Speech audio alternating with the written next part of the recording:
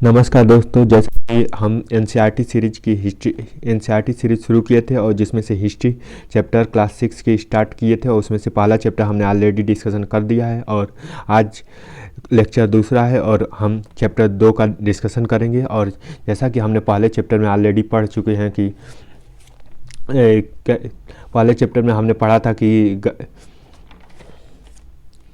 उत्तर पूर्व के गारो के मध्य पहाड़ियाँ क्या थी, उसके अलावा सिंधु की सहायक नदी क्या थी, गंगा सोन नदी के बारे में हमने पढ़ा था। इसके अलावा हमने अतीत के बारे में जाना था। उसके बाद रसीदा के मन में होने वाले सवालों के बारे में पढ़ा था। उसके अलावा हमने बहुत सारे क्वेश्चन किए थे और अलग अलग रसीदा के मन में 100 साल पहले कैसे विचार आते थे। उसके अलावा हमने सिंधु, नर्मदा, गारो पहाड़ियाँ और सोन की सहायक नदियाँ जैसी चीज़ों को चैप्टर पहले में डिस्कशन कर लिया।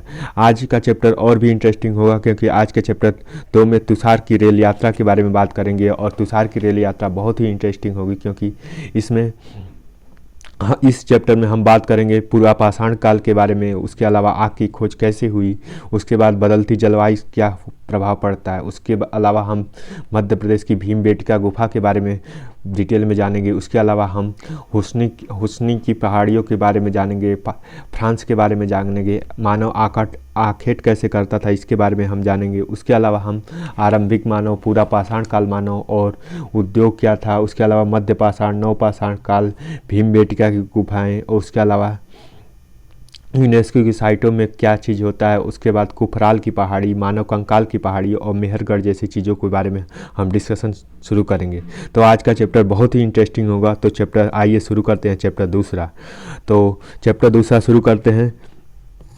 तो आरंभिक मानव जीवन। तो आरंभिक मानव जीवन के बारे में हम पढ़ते हैं। तुषार की रेल यात्रा। तुषार अपने एक रिश्तेदार के शादी में दिल्ली से चेन्नई जा रहा था। रेल में उसे खिड़की की सीट मिल गई जहां से उसे बाहर नज़ारा देखने में मग्न हो रहा था। तेज दौड़ती गाड़ी से उसने देखा कि पेड़ पौधे और खेत खलियान बड़ी तेजी के साथ छूटते जा रहे थे। तभी उसकी चाचा ने उसको कंधे पर हाथ रखकर कहा, पता है, लोगों को मात्र 100-150 साल पहले रेल के कंधे पर हाथ रखा यात्रा शुरू की थी, बस कुछ दशक के बाद आई थी। तुषार सोचने लगा कि जब लोगों के पास आने जाने के लिए तेज रफ्तार वाली सवारियां नहीं थी तो क्या यात्रा ही नहीं करते थे? क्या वे अपनी सारी ज़िंदगी एक जगह से दूसरी जगह बिता करते थे? ऐसी बातें नहीं थी। तो इसके बारे में उसके मन में आया कि 150 साल पहले कैसे लोग यात्रा करते थे। इसके बारे में तुषार के मन में आया। तो जैसे कि हम जानते हैं कि रेल यात्रा के बारे में, रेल भारत में कब शुरू हुई? तो भारत में रेल शुरू हुई 16 अप्रैल 1853 को। और उस समय भारत की पहली रेल कहाँ से शुरू हुई? तो बोरी बंदर यानी मुंबई से थाने के बीच में शुरू हुई। और पहली बार कितने किमी चली? तो 34 किमी तक चली थी। उसके अलावा उसको स्टार्ट कराने वाला कौन था? तो लॉर्ड डलहौजी, जिन्होंने डॉक्टर्स ऑफ लाइफ के नाम से जाना, डॉक्टर्स ऑफ लाइफ की नीति के लिए फेमस थे। तो 16 अप्रैल 1853 को भारत में रेल की सेवा शुरू हुई। उससे पहले लोग बैलगाड़ी और अन्य चीज़ों से यात्रा करते थे। तो आइए पढ़ते हैं ध्यान से। आरंभिक मानव जीवन के आखिर में इधर उधर क्यों घूमते थे? हम उन लोगों के बारे में जानते हैं जो उपमहाद्वीप के 20 लाख साल पहले रहा करते थे। आज उन्हें आखेट संग्राहक के नाम से जानते हैं। भोजन का इंतजाम करने की विधि के आधार पर उन्हें नाम से पुकारा जाता था। आमतौर पर खाने के लिए जंगली जानवर और शिकार करते थे। मछलियाँ को चिड़िया पकड़ते थे, फल फूल खाते थे, पौधे अंडे इकट्ठा करते थे। उपमहाद्वीप जैसे गर्म देशों में पेड़ पौधे की अनगिनत प्रजातियाँ मिलती हैं, इसलिए पेड़ पौधों से मिलने के लिए खाद्य पदार्थ भोजन को अत्यंत महत्वपूर्ण स्रोत है। लेकिन जब सब कर पाना बिल्कुल आसान नहीं था। ऐसे में जानवर हैं जो उसे ज़्यादा तेज भाग सकते थे और बहुत से जानवर जो ज़्यादा ताकतवर भी होते थे। जानवरों का शिकार, चिड़िया, मछलियों पकड़ने के लिए बड़ा सतर्क और जागरूक और तेज होना पड़ता है। पेड़ पौधों से खाना जुटाने के लिए यह जानना जरूरी होता है कि कौन से पेड़ से पौधे खाने योग्य हैं और कई तरह के पौधे विषैले भी होते हैं और साथ ही फलों को पकाने की समय जानकारी भी जरूरी होता है। ऐसे समुदाय में रहने वाले बच्चों को ज्ञान और गुणों का वर्णन करो। जो मतलब आदिवासी क्षेत्रों में रहते हैं ऐसे बच्चों को समुदाय के गुणों के वर्णन करें जिनका परमानेंट घर नहीं है और उन्हें उन्हें घूम घूम कर या आदिवासी या खानाबदोश की तरह जीवन यापन करना पड़ता है, उनके बारे में अध्ययन करना है। क्या तुमने ऐसे गुण ज्ञान है? आखेट खाद्य संग्राहक समुदाय के लोग एक जगह से दूसरी जगह तक घूमते रहते हैं और पीछे कम से कम 4 कारण हो सकते हैं। तो आखेट संग्राहक लोग आपस एक प्लेस से दूसरे प्लेस पर मूव करते रहते हैं। इन्हें भोजन इकट्ठा करने और इन सब चीज़ों के लिए ज़रूरत पड़ती है, इसलिए एक प्लेस से दूसरे प्लेस पर मूव करते हैं। यह ऐसा क्यों करते हैं? ऐसा करने के पीछे इनका रीज़न होता है कि वो समय और क्लाइमेट के हिसाब से वो अपने हिसाब से डेवलप करते हैं। पहला कारण यह है कि अगर वे एक जगह से ज़्यादा दिनों तक रहते हैं तो आसपास के पौधे, फलों और जानवरों को खाकर समाप्त कर देते थे, इसलिए वो भोजन की तलाश में उन्हें दूसरी जगह, मतलब एक जगह पर रहते हैं तो वहाँ का खाना ख़त्म कर देते हैं, तो फिर उसके बाद दूसरे प्लेस पर मूव करते हैं, उसके बाद फिर अगले प्लेस पर। तो इस तरह से पहला कारण ये था। दूसरा कारण यह है कि वह शिकार के लिए हिरण या मवेशी को चारा ढूंढने की एक जगह से दूसरी जगह जाया करते थे, इसलिए जानवरों को शिकार करने वाले लोग इनके पीछे पीछे जाया करते थे। और दूसरा ये हो गया। और तीसरा कारण यह था कि पेड़ पौधों को फल फूल अलग अलग मौसम में आते थे, इसलिए लोग तलाश के लिए उपयुक्त मौसम के अनुसार इलाकों में घूमते रहते थे। मतलब जो पौधे उन्हें ज़रूरत पड़ती थी उसके हिसाब से उस एरिया वाले पौधों के हिसाब से चले जाते थे। जैसे सपोज करिए कि आम का कहीं और सीजन है तो लीची के लिए अलग, केले के लिए कहीं अलग, इस तरह से अलग अलग पौधों के लिए या भोजन के लिए अलग अलग प्लेसों पर जाया करते थे। उसके अलावा चौथा कारण यह है कि पानी के बिना वो पेड़ पौधे जीवित रहना संभव नहीं है। उनके झरनों, नदियों आदि को झीलों, यद्यपि कई नदियों और झीलों को पानी कभी नहीं सूखता, कुछ झीलों नदियों को पानी बारिश के बाद मिलता है, इसलिए ऐसी झीलों और नदियों के किनारे सूखे पानी की आवश्यकता पड़ती है। इधर इसके अलावा उन्हें नाते, रिश्तेदार, मित्रों से मिलने जाया करते थे। यहाँ तक कि संस्मरण रखना भी जरूरी है कि सभी लोग पैदल यात्रा किया करते थे। तुम स्कूल कैसे जाते हो? तो स्कूल कैसे जाते हैं इसके बारे में आप सोचिए। बस, ऑटो या पैदल जाते हैं। तुम्हें अपने स्कूल से पैदल जाने में कितना समय, घर से स्कूल पैदल जाने में कितना समय लगता है? 15 मिनट, 10 मिनट, जैसे भी आपकी एज। अगर तुम स्कूल बस साइकिल से जाओ तो कितने समय में लगेगा, इसके बारे में बात करते हैं। आरंभिक मानव जीवन की जानकारी कैसे मिलती है? तो इनिशियल जो मानव था उसके जीवन के बारे में कैसे हमें जानकारी मिलती है? पुरातत्वविद कुछ ऐसी वस्तुएं मिली हैं जिनसे निर्माण उपयोग आखेट संग्राहक किया करते थे। यह संभव है लोगों ने अपने, जैसे इस तरह के पुरातत्वविदों को सामग्रियां मिली हैं, जैसे कि ये पत्थर के औजार अलग अलग मिले हैं जिनसे वो आखेट किया करते थे, जिनसे यह पता चलता है कि वो आखेट करते थे। काम के लिए पत्थरों और हड्डियों, लकड़ियों का औजार तैयार करते थे, इन्हें पत्थरों को औजार से बचा करते थे। इसके अलावा यहाँ पत्थरों औजारों को उपयोग करते थे। ऐसे कामों के लिए सूची बनाओ जिनसे इस तरह के औजार काम कर। बताओ कि इनमें से कौन से काम सामान्य पत्थरों को किया करते। कारण सही उत्तर दो। इनमें से कुछ औजारों का उपयोग फल फूल काटने या मांस काटने हेतु तथा पेड़ के छालों और जानवरों खाल उतारने के लिए किया जाता था। कुछ के साथ हड्डियों और लकड़ियों के मुट्ठे लगाकर भाले और बाण जैसे हथियार बनाए जाते थे। तो कुछ औजारों से लकड़ियाँ काटी जाती थी। लकड़ियों का उपयोग ईंधन के साथ साथ झोपड़ियों औजार बनाने में किया जाता था। तो इन औजारों का उपयोग अलग अलग चीज़ों के लिए, अलग अलग पर्पज़ के लिए किया जाता था। इसके अलावा पत्थर से बने औजार प्राचीन औजार हैं। उन्हें कई हजार साल बाद बनाया गया था। इन्हें बाद में बनाया गया था। इन्हें लगभग 10,000 साल पहले बनाया गया था। मतलब पत्थर के औजार 10,000 साल पहले बनाए गए थे। एक गुटिका यानी प्राकृतिक पत्थर हैं। जैसे हम बात करते हैं पत्थरों के औजार का उपयोग इंसान खाने योग्य या जड़ों को खोदने के लिए किया जाता है। जानवरों को खाल से बने वस्तुओं को सिलने के लिए किया जाता है। जैसे पत्थरों को नुकीला बना के उनसे कपड़े सीने के काम भी किया जाता है, या जानवरों की खालों को दोनों को सिलाई करने के लिए ये पत्थरों को नुकीला करके यहाँ पर सिलाई की जाती थी। और इस तरह से, और या पौधों के जैसे गाजर या इन सब तरह के पौधों को खोदने के लिए किया जाता था। और इस तरह से 2 खालों को जोड़ के और उसके लिए किया जाता था। रहने के लिए जगह निर्धारित करना। तो रहने के लिए जगह निर्धारित मानचित्र में देखें और बताएं कि लाल त्रिकोण वाले ऐसे पुरातत्व वे पुरातत्व जहाँ पर आखेट संग्राहकों को होने का प्रमाण मिलते हैं। इनके अलावा भी कई स्थानों पर आखेट संग्राहक रहते थे। मानचित्र में सिर्फ कुछ गिने चुने स्थान चिन्हित कीजिए, कई पुरातत्व नदियों और झीलों के बारे में पता लगाइए। तो आइए मानचित्र को देखते हैं। जैसे कि मानचित्र में जो कि पहले मानचित्र के इंडिकेशन को समझते हैं। जैसे रेड त्रिकोण है तो ये पूरा पाषाण कालीन के बारे में है। वही स्क्वायर है और येलो में है तो ये ब्लू है तो इसको नवपाषाण कालीन। वहीं ग्रीन और सर्कल है तो महापाषाण कालीन। वहीं वहीं आरंभिक मानव और स्टार बना है तो आधुनिक नगर की बात करते हैं। तो आइए देखते हैं पूरे को। जैसे ये दाओजोली यानी दाओजोली होल्डिंग क्या है, तो ये म्यांमार और चीन के बीच में जाने वाला एक रास्ता था। और यहाँ पर क्या होता था, तो यहाँ पर ये दाओजोली पहले तो म्यांमार और भारत के बीच में जाने वाला एक रास्ता है। उसके अलावा ये ब्रह्मपुत्र नदी का रेंज भी पड़ता है यहाँ पे। अब बात करते हैं गंगा नदी की। तो गंगा नदी कहाँ से निकलती है, भागीरथी से निकलती है और देवप्रयाग पर भागीरथी और अलकनंदा मिलकर गंगा नदी बनती है और यहाँ बंगाल में जाती है। वहाँ पर सुंदरबन के डेल्टा मैंग्रोव की खाड़ी बनाती है। इसके अलावा हम बात करते हैं एक एक पॉइंट की। मेहरगढ़ कहाँ है, तो मेहरगढ़ पाकिस्तान में है और एक समतल मैदान था। और यहाँ पर पुरातत्वविदों को, जैसे मेहरगढ़ की बात करें तो मेहरगढ़ पर पुरातत्वविदों को पाषाण संस्कृति के मानव कंकाल मिले थे।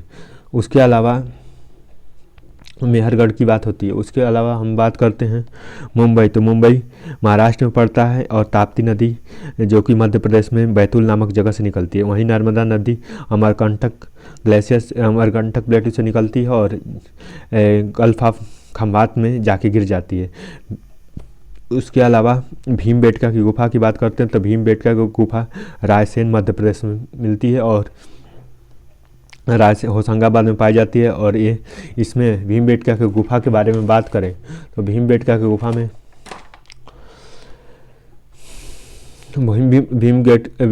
गुफा में 700 से ज़्यादा कलाकृतियाँ मिलती हैं और पुरातत्वविदों को। और इसके अलावा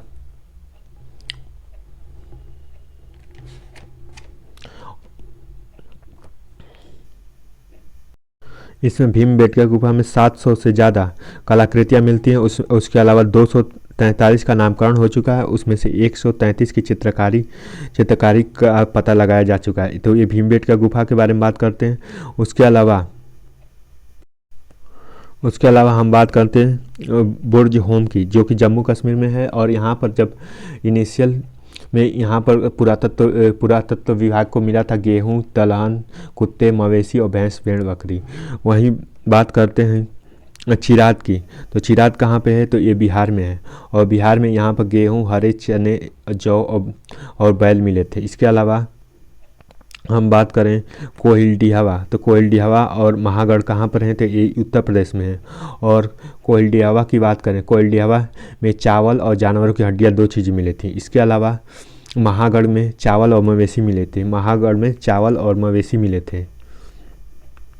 इस तरह से तो ये दोनों यूपी में आते हैं। इसके बाद हम बात करते हैं पयामली। आते हैं अब साउथ इंडिया में, तो पयामली जो कि आंध्र प्रदेश में पड़ता है। इसके अलावा नर्मदा नदी मध्य प्रदेश में, ताप्ती नदी मध्य प्रदेश में, मुंबई और गोदावरी नदी और ईमानगांव। तो ईमानगांव पड़ता है आंध्र प्रदेश में। उसके बाद एक कृष्णा नदी पड़ती है। उसके बाद हुस्की। तो हुस्की क्या है, एक पूरा पाषाणकालीन प्लेस है जो रेड और ट्रायंगल है, जैसे हुस्नी, कुरनूल पुल की गुफाएं जो पूरा पाषाण काल को इंडिकेट करती हैं। उसके अलावा नवपाषाण काल में मिट्टी के बर्तन मिले थे। तो इस तरह से अलग अलग चीज़ें अलग जगह, जैसे बुझुम गुप्तकाल जैसे था यहाँ पर, तो ये जम्मू कश्मीर में पड़ता है। उसके बाद महागढ़, ब्रह्मगिरी, कावेरी नदी का रेंज, ये अलग अलग जगहों पर अलग अलग चीज़ें मिली थी। और दाओजिंग होल्डिंग। तो दाओजिंग होल्डिंग के बारे में एक बार फिर से हम बताते हैं कि दाओजिंग एक चीन और म्यांमार की ओर जाने वाले रास्ते में ब्रह्मपुत्र की घाटी की एक पहाड़ी थी। चीन और म्यांमार से जाने के लिए ब्रह्मपुत्र घाटी की एक पहाड़ी थी और खरल और मूसल के औजार यहाँ पर मिलते, खरल और मूसल के औजार यहाँ पर मिलते थे। और इन्हें क्या बोला जाता था, तो कास्टासियम बोला जाता था। और ये अति प्राचीन लकड़ी के पत्थर बने होते थे। उसके अलावा हम बात करते हैं मेहरगढ़ की। तो मेहरगढ़ एक पुरातत्व स्थल है और ईरान से जाने के लिए एक महत्वपूर्ण और समतल रास्ता था। और पहले यहाँ पर गेहूँ, जौ और भेड़ बकरी मिलते थे और चौकोर आकार के आवास यहाँ पर मिलते थे मेहरगढ़ में। और मेहरगढ़ में इराक से जाने के लिए एक महत्वपूर्ण रास्ता था, पहला पॉइंट। दूसरा पॉइंट, पहले यहाँ गेहूँ और जौ और भेड़ बकरी यहाँ मिलते थे। दूसरा पॉइंट और चौकोर आकार के आवास मिलते थे। प्रत्येक घर में हर घर में 4 रूम होते थे और शायद ये अनाज भंडारण के काम आते थे। और यहाँ पर कब्र भी मिला है। और तो इस तरह से ये मेहरगढ़ की बात करते हैं। इस तरह से हमने मैप को एक एक पॉइंट को कवर कर लिया। बुझहोम जो कि जम्मू कश्मीर में है, इसके बारे में हमने बताया। उसके बाद मेहरगढ़ के बारे में हमने डिटेल में बताया। उसके बाद भीमबेटका मध्य प्रदेश में है, इसके बारे में बताया। कोइलडीवा महागढ़ यूपी में है, तो इसके बारे में। नर्मदा मध्य प्रदेश में, ताप्ती मध्य प्रदेश में, मुंबई जो कि महाराष्ट्र में है, और गोदावरी नदियों का ये बेसिन के बारे में बात की। इनामगढ़ कहाँ है, कृष्णा कहाँ है, हुस्नी और कुरनूल जो कि पूरा पाषाणकालीन जगह है। उसके बाद दावजोली हेडिंग की बात की, जो कि चीन और म्यांमार से जाने के लिए एकमात्र रास्ता और पहाड़ियों के नाम था। और मेहरगढ़ एक समतल प्लेस था ईरान जाने के लिए। और बुझहोम जो जम्मू कश्मीर पड़ता है। चिराग की बात करें तो ये बिहार में पड़ता है, कोलकाता जो कि वेस्ट बंगाल में पड़ता है। इधर बंगाल की खाड़ी की बात हो गई, इधर अरब सागर पड़ गया। इसके अलावा हम बात करते हैं इधर ये अंडमान निकोबार की रेंज हो गई। इसके अलावा ये लक्षद्वीप हो गया। और इसके अलावा ये श्रीलंका हो गया। और इसके अलावा हम बात करें कि यहाँ पर पाक स्टेट और चाइना स्टेट अलग अलग। और उसके अलावा यहाँ पर केप कोमोरियन प्लेस है। उसके अलावा ये भारत का सबसे दक्षिणतम पॉइंट है, स्थल भाग का सबसे दक्षिणतम पॉइंट। वही पूरे भाग का कहे तो यहाँ अंडमान निकोबार में इंदिरा पॉइंट है, वो सबसे ज़्यादा दक्षिणतम पॉइंट है। अब आते हैं, आगे पढ़ते हैं। और चूँकि पत्थर, अगर हम नक्शे में पहले भीमबेटका गुफा के बारे में बात करें तो भीमबेटका गुफा मध्य प्रदेश में पाई जाती है। और इसमें 700 शिलाएँ हैं, 243 क्रमांक हैं और 133 चित्रकारी है। और भीमबेटका गुफा मध्य प्रदेश के होशंगाबाद में है। और यहाँ प्रागैतिहासिक शैल चित्रकला पाई जाती है। तो आइए पढ़ते हैं आगे। चूँकि पत्थर के उपकरण बहुत महत्वपूर्ण थे, तो पत्थर के उपकरण बहुत महत्वपूर्ण थे। लोहे की खोज हुई नहीं थी और इसलिए लोग ऐसी जगहों पर ढूंढा कर रहते थे जहाँ पत्थर अच्छे मिलते थे। मतलब जहाँ जिस प्लेस पर पत्थर अच्छा मिलता था वहीं लोग ढूंढा करते थे और लोगों को पत्थरों के औजार प्रयोग करते थे, उन स्थलों का उपयोग स्थल करते थे। इन उद्योग स्थलों के बारे में जानकारी कैसे मिलती है? आमतौर पर ऐसी जगहों को पत्थर बड़े और टुकड़े में मिलते हैं। ऐसे उपकरण मिलते हैं जो लोगों के स्थलों को छोड़ गए होते हैं क्योंकि उन्हें ठीक नहीं बने होते हैं। साथ ही औजार बनाने के लिए पत्थरों को टूटे फूटे टुकड़ों को इन स्थलों पर मिलते हैं। कभी कभी इन स्थलों को कुछ ज़्यादा समय तक रहते हैं। ऐसे स्थलों को आवासीय उद्योग कहते हैं। आइए भीमबेटका की गुफा के बारे में पढ़ते हैं। तो भीमबेटका के बारे में, तो भीमबेटका आधुनिक युग के मध्य प्रदेश में है। आधुनिक आवासीय पुरातत्व स्थल होने कहते हैं जहाँ लोग रहा करते थे। इन गुफाओं में कंदराओं में जैसे स्थल होते हैं यहाँ दर्शाए गए थे। लोग गुफाओं में इसलिए रहते थे क्योंकि यहाँ पर बारिश, धूप, हवाओं को राहत मिलती थी। ऐसी प्राकृतिक गुफाएं विंध्य और दक्कन के पर्वतीय इलाकों में मिलती हैं जो नर्मदा घाटी के पास हैं। तो लोग गुफाओं में इसलिए रहते थे क्योंकि वहाँ पर उन्हें गुफाओं में रहेंगे तो उन्हें खतरनाक जानवरों से सुरक्षा होगी तथा बारिश की सुरक्षा होगी तथा उन्हें बार बार स्थान बदलना नहीं पड़ेगा तथा सामान की सुरक्षा होगी। और इसलिए वो गुफाओं में रहते। क्या तुम बता सकते हो कि लोग क्यों गुफा को चुनते? तो गुफा के चुनने के कारण कि बारिश, धूप, हवाओं से राहत मिलती थी और लोगों की सुरक्षा भी होती थी खतरनाक जानवरों से।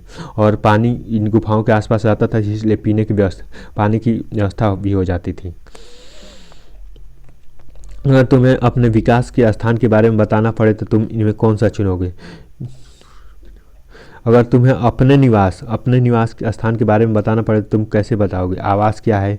उद्योग स्थल, आवास एवं उद्योग स्थल। जैसे तो हमारा आवास क्या है? हमारा घर है। उद्योग स्थल जहाँ पर हम काम करते हैं, जैसे हमें किसी चीज़ का प्रोडक्शन करना होता है उसी। और आवास और उद्योग स्थल कहाँ, जहाँ वर्क भी और हम रहते भी हैं वो है। और अन्य चीज़ों के बारे में बात करते हैं। पूरा स्थल क्या होता है? तो पहले तो पूरा मतलब प्राचीन होता है। स्थल मतलब जो प्राचीन स्थल है उसे पूरा स्थल कहते हैं। ऐसे ही पुरातत्व होता है। तो पुरातत्व क्या होता है? जो कि प्राचीन और मिला हुआ तत्व होता है उसे पुरातत्व कहते हैं। पुरातत्वविद जो प्राचीन काल पुरातत्वविद किसे बोलते हैं? तो पुरातत्वविद जो प्राचीन कालों के बारे में अध्ययन करता है उसे पुरातत्वविद कहते हैं।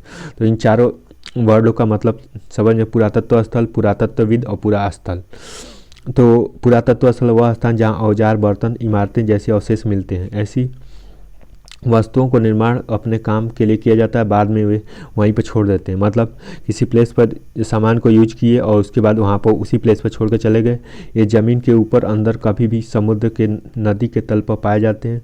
इन पुरा स्थलों के बारे में अब अपने अगले अध्याय में बताया जाएगा। तो इन पुरा स्थलों के बारे में अगले अध्याय में बताया जाएगा। पाषाण औजारों का निर्माण। पाषाण का मतलब होता है पत्थर, और पत्थर के औजारों का निर्माण कैसे होता था? तो पाषाण उपकरणों के प्रायः दो तरीक़ों से बनाया जाता था। पत्थर से पत्थर को काट कर, मतलब एक पत्थर ये रहा और दूसरा ये, और इस पत्थर को नुकीला प्रेस करके हमें औजारों को बनाया जाता था। पाषाण उपकरण कैसे बनाए जाते थे, इसके लिए अपनाई गई दो तकनीकों के बारे में बताओ तक। पहली तकनीक थी पत्थर से पत्थर को। तो इस पत्थर से कोई औजार बनाया जाता था, उस एक हाथ में लिया जाता था और दूसरे हाथ में एक पत्थर, हथौड़े जैसे इस्तेमाल किए जाते थे। इसे आघात करने के बाद पत्थर एक दूसरे पत्थर को सल्क निकालते थे और उसे वांछित आकार में उपकरण न बन जाए। मतलब एक पत्थर को, मतलब जो कठोर हो, और एक नॉर्मल मीडियम क्वालिटी का जो उस पर आघात बन के अलग अलग प्लेसों पर चोट करके उसे जब तक एक अच्छी क्वालिटी बना लेते थे।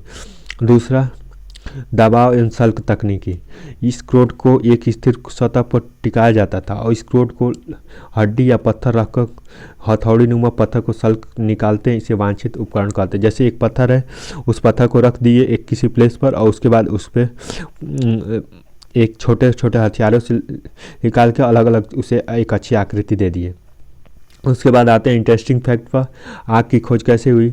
तो कुरनूल गुफा की पहाड़ी, जैसे कि कुरनूल गुफा की पहाड़ियों के बारे में हमने बात की थी नक्शे में। तो यह राख के अवशेष मिलते हैं। इसका मतलब यह है कि आरंभिक लोग आग जलाना सीख गए थे। लोगों को इस्तेमाल कार्यों में किया जाता था। ऐसे में प्रकाश के लिए, मांस पकाने के लिए, खतरनाक जानवरों से दूर रहने और भगाने के लिए था। तो आग की खोज हो गई थी और उसके बाद वो भोजन पकाने के लिए आग का उपयोग करते थे तथा खतरनाक जानवरों को डराने के लिए भी किया जाता था। आग का उपयोग इसलिए करते थे कि बदलती जलवायु, लगभग 1200 साल पहले दुनिया की जलवायु, तो 1200 साल पहले दुनिया की जलवायु में बदलाव आए और गर्मी बढ़ने लगी। इस परिणाम स्वरूप कई क्षेत्रों में घास वाले मैदान बनने लगे। हिरण, बारहसिंगा, भेड़, बकरी और उन जानवरों की संख्या बढ़ी और घास खाकर जिंदा रहते थे। जो लोग इन जानवरों को शिकार करते थे वे इनके पीछे आए और उनके खाने पीने की आदतों और प्रजनन का समय की जानकारी हासिल करने लगे। हो सकता है कि तब लोग उन जानवरों को पकड़कर अपनी ज़रूरतों के अनुसार पालते और बात सोचने लगे। बाद में इस काल को मछली भी भोजन का महत्वपूर्ण स्रोत बन गई। यानी 1200 साल पहले मछली भी भोजन का स्रोत बन चुकी थी। इस दौरान उपमहाद्वीप में भिन्न भिन्न इलाकों में गेहूं, जौ, धान, अनाज आज प्राकृतिक रूप से उगने लगे थे। शायद बालिकाओं, पुरुषों और बच्चों को अनाजों भोजन के लिए बटोरना शुरू कर दिया होगा। तो इस उपमहाद्वीप में इलाकों में गेहूं, जौ, भोजन और प्राकृतिक रूप में भोजन शुरू हो गया था। आइए नाम और तिथि के बारे में समझते हैं। तो नाम और तिथियों के बारे में, हम जिस काल में के बारे में पढ़ रहे हैं पुरातत्व भी उन्हें बड़े बड़े नाम रखते हैं। आरंभिक काल को पूरा पाषाण काल कहते हैं। दो युगों में प्राचीन और पाषाण काल, यानी पूरा मतलब प्राचीन और पाषाण मतलब पत्थर वाला। पूरा मतलब प्राचीन होता है और पाषाण मतलब पत्थर वाला। पहला प्राचीन काल यानी इनिशियल काल को ही पूरा पाषाण काल कहते हैं। यह नाम पुरातत्व स्थलों के प्राप्त पत्थरों और औजारों को महत्व बताता था। पूरा पाषाण काल में 20 लाख पहले से 12,000 साल पहले को माना जाता था। यानी 20 लाख पहले से 12,000 साल पहले की चीज़ को पूरा पाषाण काल माना जाए। इस काल में 3 भागों में विभाजित किया गया, आरंभिक, मध्य और उत्तर पूरा पाषाण काल। इसको 3 भागों में डिवाइड किया गया, आरंभिक, मध्य और उत्तर पाषाण काल। मानव जीवन के लगभग 99% कहानी इसी काल से घटित हुई और 99% चीज़ें इसी काल में हुई। इसमें लगभग 1200 साल पहले ही से 10,000 साल पहले तक माना जाता है। मध्य पाषाण काल पहले 20 लाख साल से 12,000 साल पहले के बीच को पूरा पाषाण काल, 12,000 साल से 10,000 साल के बीच को मध्य पाषाण काल। इस पाषाण काल में औजार आमतौर पर बहुत छोटे होते थे। माइक्रोलिथिक और लघु पाषाण काल कहा यानी लघु पाषाण काल कहा जाता है। इस औजार को हड्डियों और लकड़ियों की मुट्ठे, हंसिया, आरा जैसे मिलते थे। इसे पूरा पाषाण युग वाले औजार के दौरान बनाए जाते थे। चित्र 13 में बने चित्र को देखो। इस दौरान औजारों के बदलाव दिखाई देते हैं और 10,000 साल पहले नवपाषाण युग अगले अध्याय के बारे में।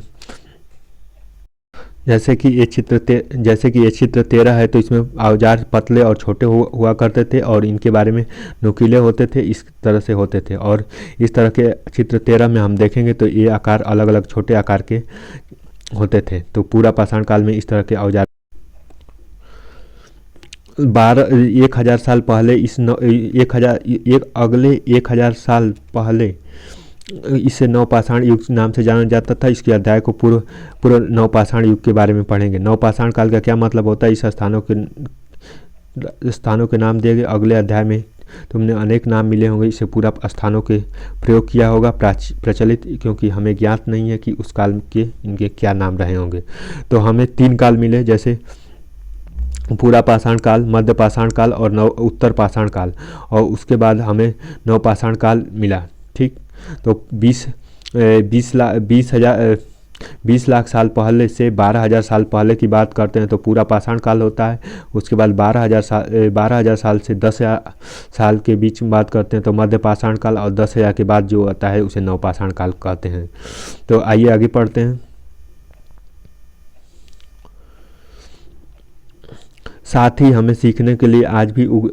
साथ ही हमें यह सीखने लगे होंगे कि अनाज कहाँ से उगते हैं और कब पककर तैयार होते हैं।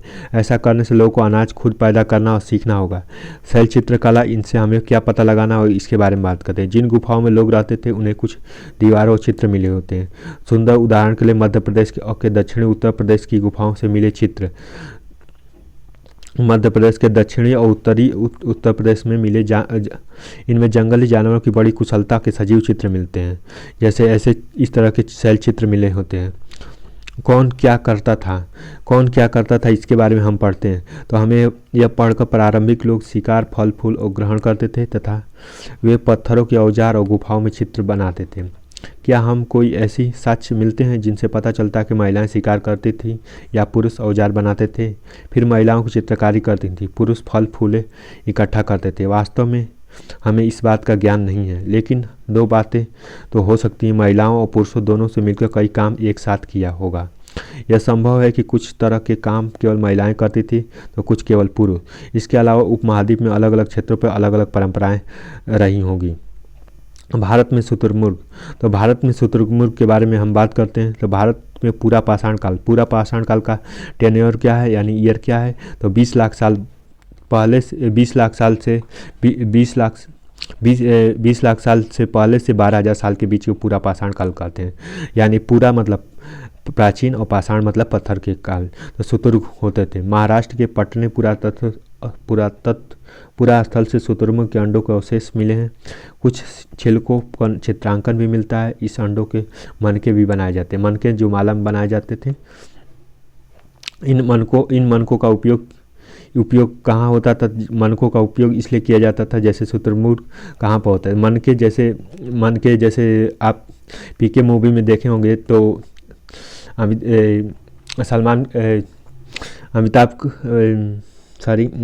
आमिर खान के जो मतलब गले में रहता है उसी को मनका कहते हैं, जो मतलब लाइट देता है या उसके अलग ही चीज़ होता है तो उसे मनका कहते हैं। तो वो मनका था, तो उसी तरह मनके बनाए जाते थे। उसके बाद बात करते हैं हुस्नी, एक सूक्ष्म निरीक्षण। जैसे हुस्नी मूवी में एक पूरा पाषाण युग के कई पुरातत्व स्थल मिलते थे। कुछ पुरातत्व स्थलों में अलग अलग कार्यों में लाए जाते थे। ये कई प्रकार के औजार मिलते थे। संभवतः आवास और उद्योग स्थल रहे होंगे। कुछ छोटे पुरातत्व स्थलों में औजारों को बनाए जाने का प्रमाण भी मिलते हैं। इनमें कुछ पुरातत्व स्थल झरने के निकट थे। अधिकांश औजार चूना पत्थरों से बनाए जाते थे। पुरातत्व स्थल कहाँ रहते थे? तो पुरातत्व स्थल जल्दी गुफाओं के पास रहते थे, क्योंकि गुफाओं में वो बारिश बारिश और अलग अलग चीज़ों से अपनी सुरक्षा कर सकते थे। उसके अलावा वो झरनों के आसपास उन्हें पानी की आवश्यकताओं की पूर्ति हो जाती थी। दूसरा, वो पत्थर होने की वजह से वो अपने औजार भी बना लेते थे, जिन्हें शिकार करने में आसानी होती थी। तो इस तरह से प्राचीन मानव अपना निवास स्थान गुफाओं के आसपास ही बनाता है। क्या तुम दूसरे प्रकार के पुरातत्व स्थलों के नाम बता सकते हो? तो क्या आप दूसरे पुरातत्व स्थलों के नाम बता सकते हैं? तो बिल्कुल बता सकते हैं। उसके अलावा हम बात करते हैं अन्यत्र। हाँ, अपने एटलस में फ्रांस ढूंढो। तो एटलस में हमें फ्रांस ढूंढना है। उस चित्र में फ्रांस की एक गुफा का है। पुरातत्व स्थल लगभग 100 साल पहले 4 स्कूली छात्रों ने की थी। इस तरह के चित्र लगभग 20,000 साल पहले से लेकर 10,000 साल पहले के बीच बनाई होगी। तो इसका 20,000 साल से पहले मतलब ये बात कर रहा है मध्य पाषाण काल की। इनमें कई जानवरों के चित्र हैं। इनमें कई जंगली घोड़े, गाय, भैंस और रेंडियर, बारहसिंगा और शुतुरमुर्गों के चमकीले रंगों को चित्रित किया गया है। इन रंगों को लौह अयस्क, चारकोल जैसे खनिजों के संभव चित्रों के उत्सव के अवसर के बारे में बनाए गए। इन्हें शिकारों को निकालने के लिए सब कुछ अनुष्ठानों बनाए गए। क्या तुम इनमें के बारे में कोई कारण बता सकते हो? तो इनके बारे में ये चित्र होता है। ठीक। उसके बाद हम आते हैं कल्पना करिए। तो कल्पना करिए कि क्या होता है अगर तुम 1200 साल पहले पत्थर की गुफा में रहते थे। आज से 1200 साल पहले, मतलब आज से 12,000 साल पहले पत्थर की एक गुफा में रहते हो। तो मतलब 12,000 साल पहले अगर पत्थर की एक गुफा में रहते हो तो पृष्ठ 15 पर तुम्हारे मामा गुफा के एक भीतरी दीवार पर चित्र बना रहे हैं। तो तुम उनकी सहायता करना चाहोगे तो तुम रंग बनाओगे, देखाएँ खींचोगे, तो तुम उनमें रंग भरोगे। तो तुम्हारे मामा कौन सी कहानियाँ सुनाएंगे? तो इसके बारे में आपको कल्पना करना है और उसके आंसर कमेंट बॉक्स में आपको देना है। आइए उपयोगी शब्द के बारे में बात करते हैं। तो उपयोगी शब्द आखेट खाद्य संग्राहक। आखेट खाद्य संग्राहक का मतलब होता है, तो आखेट खाद्य संग्राहक का मतलब होता है जो कि शिकार करता है। उसके अलावा शिकारी होता है, शिकार करता है। उसके अलावा जानवरों के अपने भोजन इकट्ठा करता है। और नर्मदा की घाटियों में, जैसे हमने पहले चैप्टर में पढ़ा था कि नर्मदा घाटियों के आसपास वो अपने आखेट के संग्राह करता था। उसके बाद पुरातत्व स्थल की बात करते हैं। पुरातत्व स्थल वो स्थल होता है जहाँ की प्राचीन काल के अवशेष मिलते हैं उसे पुरातत्व स्थल कहते हैं। और इसके अलावा पुरातत्व स्थल पर जैसे हड्डी, उसके बाद बोन, उसके अलावा कपड़े जैसे कालीबंगन में मिले चूड़ियाँ, इस तरह के पुरातत्व स्थल से जो प्राचीन सामग्रियाँ मिलती हैं जैसे, उन्हें पुरातत्व स्थल कहते हैं। उद्योग स्थल क्या होता है? तो उद्योग स्थल वो होता है जहाँ पर हमें जैसे पत्थरों को जहाँ बनाया जाता था, या उस समय प्राचीन काल में पत्थरों के हथियार बनाए जाते थे, उसे उद्योग स्थल कहते हैं। आवासीय स्थल, जहाँ पर लोग प्राचीन काल में रहते थे, उसे आवासीय स्थान बोलते थे। पूरा पाषाण काल के बारे में हम बात करते हैं। तो पूरा पाषाण काल 20 लाख साल पहले से 20,000 साल पहले से जो समय था, 20,000 साल पहले से, मतलब ऐसे देखिए 20 लाख साल से और 12,000 साल पहले जो समय था उसे पूरा पाषाण काल कहते हैं। उसके अलावा मध्य पाषाण काल 12,000 साल से 10,000 साल पहले जो समय था उसे कहते हैं। और उसके बाद 1,000 साल के बाद अब का जो समय है उसे नवपाषाण या लघु पाषाण काल कहते हैं। तो आइए और डिटेल में जानते हैं पूरा पाषाण काल के बारे में।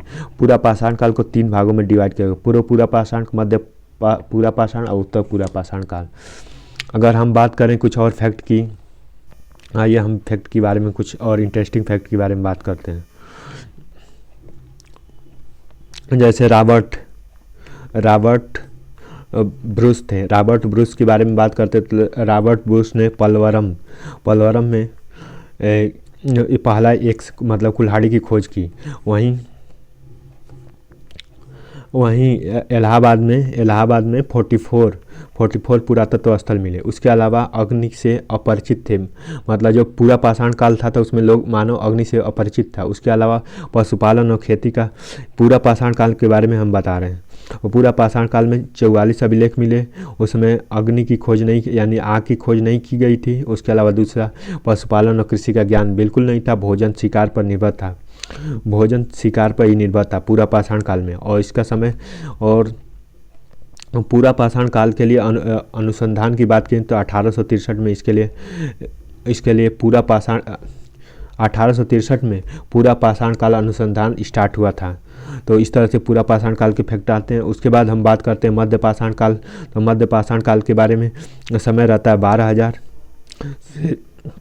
से 10,000 साल पहले का बीच का टेन्योर। उसके अलावा आर्किवाइड कार्बन ने शैल चित्र के बारे में बताया। उसके अलावा सूक्ष्म और छोटे औजार होते थे। मध्य पाषाण काल में सूक्ष्म और छोटे औजार होते थे। इसके अलावा गुजरात के लंगनाच में सबसे पहले महत्वपूर्ण पुरातत्व स्थल बने। उसके बाद हम बात करते हैं लघु पाषाण काल की। तो लघु पाषाण में हड्डियाँ, कब्रिस्तान और 14 मानव कंकाल मिले थे। भारत में आमतगढ़ में होशंगाबाद जो है वहाँ पर मिला था। उसके बाद बेल्लोर भीलवाड़ा राजस्थान में मिला था। मध्य प्रदेश में भीमबेटका गुफा मिलती ये होता है। तो आइए हम अपने महत्वपूर्ण तिथियों के बारे में बात करें, जैसे कि मध्य पाषाण काल 12,000 साल से 10,000 साल पहले बीच में बात करें। उसके बाद नव पाषाण काल 10,000 साल पहले से अब तक, पहले के बीच को नव पाषाण काल। जैसे हम एक चीज़ चेन बनाते हैं, जैसे 20 लाख साल से 12,000, फिर 10,000, तो जो 20,000 साल पहले से था, तो इससे पूरा पाषाण काल कहते हैं। इस बीच के जो समय आता है उसे 12,000 से 10,000 साल पहले का समय, इसे मध्य पाषाण काल कहते हैं। और उसके बाद इसके 10,000 से पहले जो समय आया था उसे नव पाषाण काल कहते थे। मतलब 10,000 साल से जो पहले आया था उसे पूरा नव पाषाण काल कहते हैं। तो आइए हम क्वेश्चन को करते हैं, आओ करके देखें। तो इन प्रश्नों, आखिर संग्राहक गुफाओं में इसलिए रहते थे। तो आखिर संग्राहक गुफाओं में क्यों रहते थे? क्योंकि उन्हें बारिश तथा अपनी सुरक्षा के लिए वो वहाँ पर रहते थे। बारिश तथा आखेट और भोजन का इकट्ठा करने। घास के मैदानों का विकास सबसे पहले हुआ था। घास के मैदानों का विकास उष्णकटिबंधीय क्षेत्रों में हुआ था, क्योंकि वहाँ पर जो कि पौधे और सूखने लगे थे, तो इसलिए उष्णकटिबंध वाले एरिया में हुआ था। आरंभिक लोग ने गुफाओं को पक्षचित्र बनाया करते थे। आरंभिक लोग गुफाओं में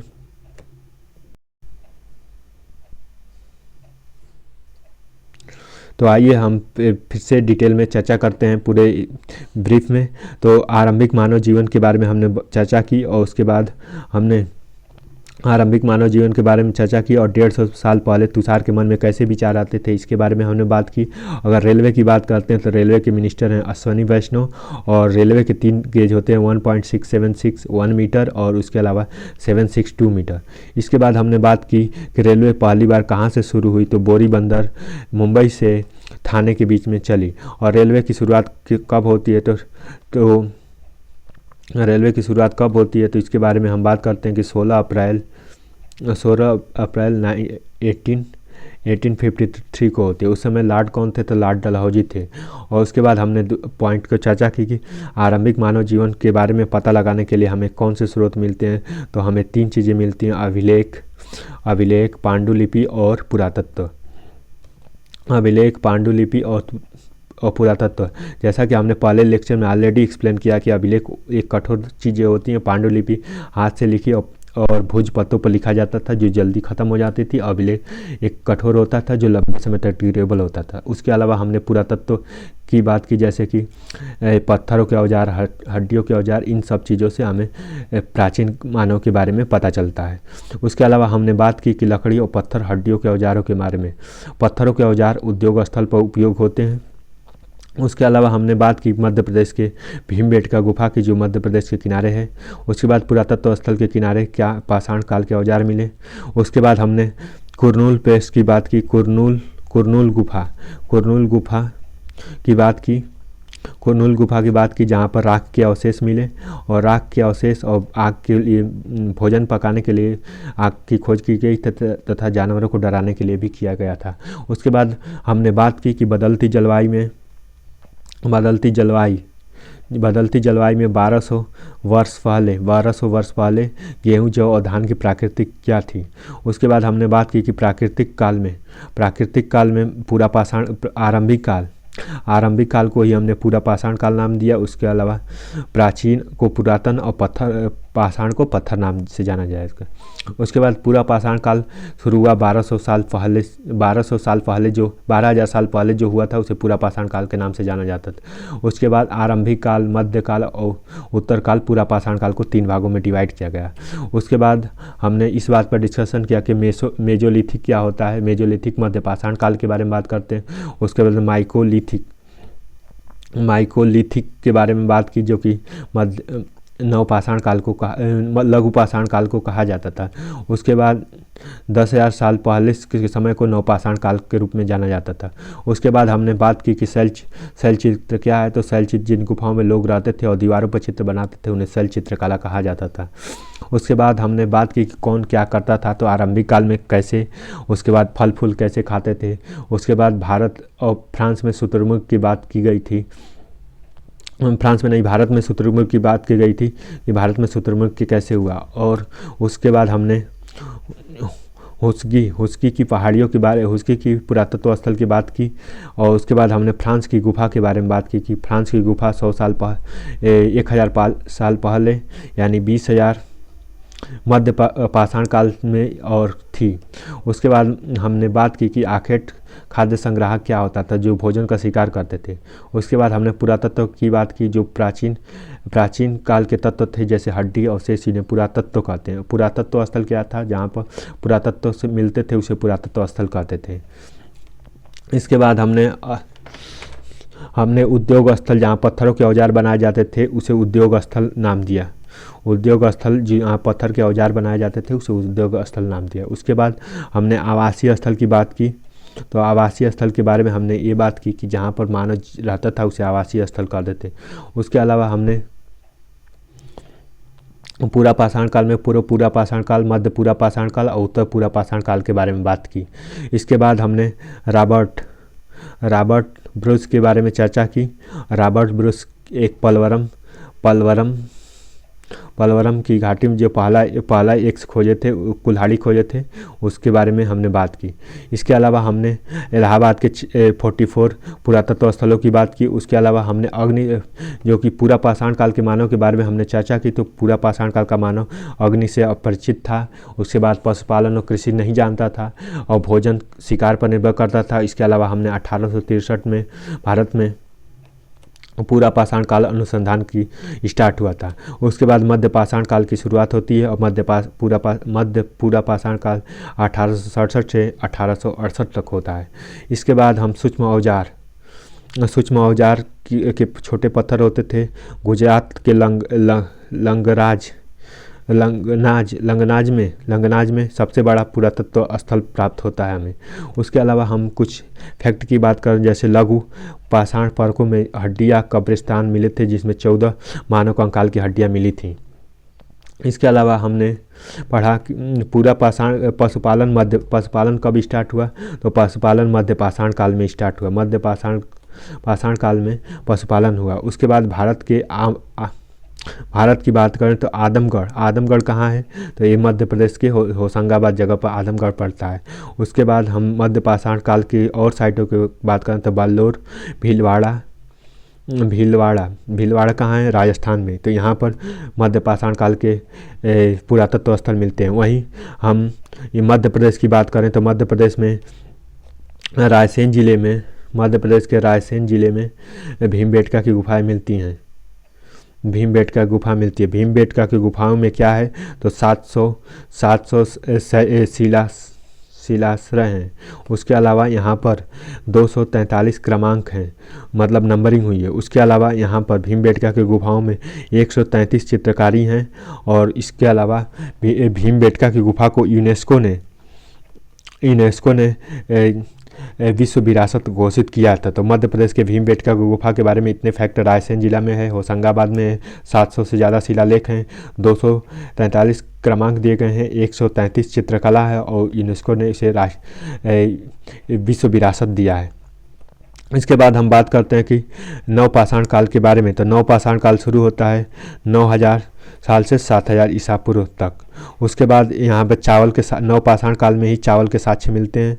उसके बाद यूपी के संत कबीर नगर में लहुरा देव जगह पर नवपाषाण काल के अवशेष मिलते हैं।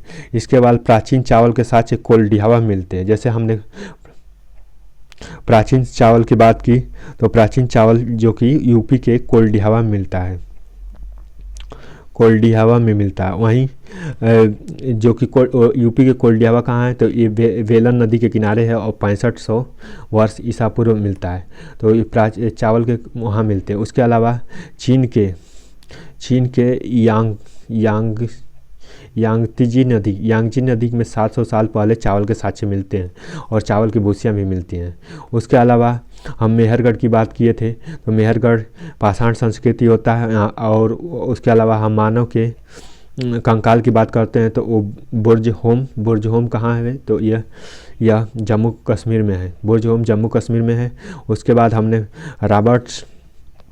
रॉबर्ट शुभ की बात की थी, जो 1863 में थे, और वो कौन थे, तो पुरातत्वविद और भूगोलविद थे।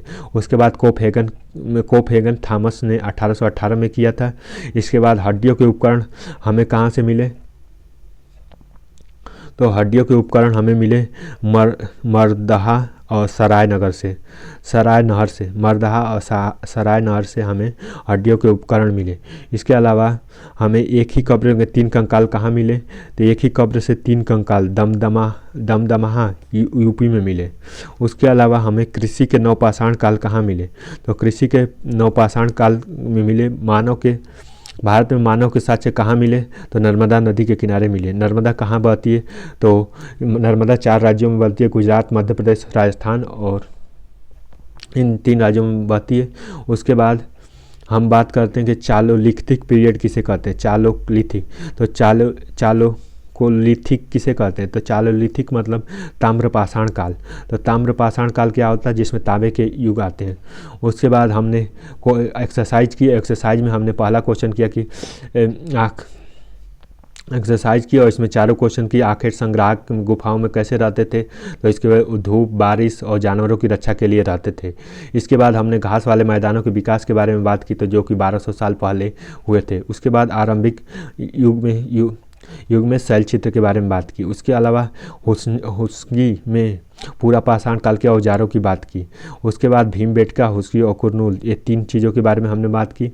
और उसकी पूरा पाषाण काल था, और कुरनूल और ये भीमबेटका मध्य प्रदेश में था। तो आज का इस चैप्टर का पूरा डिस्कशन कंप्लीट हुआ, और हम अब मिलते हैं अगले नए तीसरे चैप्टर में, जो कि अगले वीडियो में आएगा। तो आई होप आपको वीडियो अच्छा लगा, और अपने कमेंट और सुझाव हमें कमेंट बॉक्स पर दे सकते हैं, जिससे हमें वीडियो इंप्रूव करने के लिए सहायता मिलेगी। Thank you so much.